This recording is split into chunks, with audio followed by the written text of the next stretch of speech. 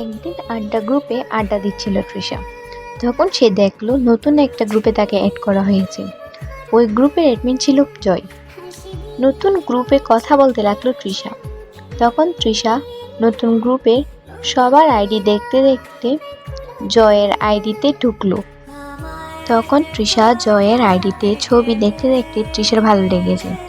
এর 2-3 দিন পর তৃষা ইনবক্সে কথা বলল জয়ের সাথে। তৃষা সাধারণত কোনো অপরিচিত ছেলের সাথে কথা বলতো না, কিন্তু তৃষার কথা বলতে ভালো লাগতো জয়ের সাথে। এভাবে কয়েকদিন কথা হতে হতে তৃষা অ্যান্ড জয়ের রিলেশনে গেল। তাদের রিলেশন কন্টিনিউ হতে লাগলো।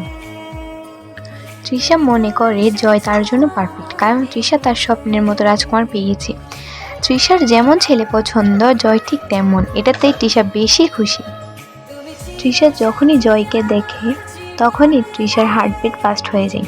সেটা তৃষা জয়কে সামনে থেকে দেখুক বা মোবাইলে দেখুক, তৃষার হার্টবিট ফাস্ট হবেই। সবাই বলে তৃষার চোখ সুন্দর, অনেক ছেলেই তৃষাকে চায়। আর এইদিকে তৃষা ভাবে জয় এত মায়াবী কেন। জয়ের চোখ জাস্ট ওয়াও, বলার মতো না। জয়কে একবার দেখলেই তৃষার মন চায়, ইস আরেকটু যদি দেখতে পারতাম তাহলে অনেক ভালো হতো।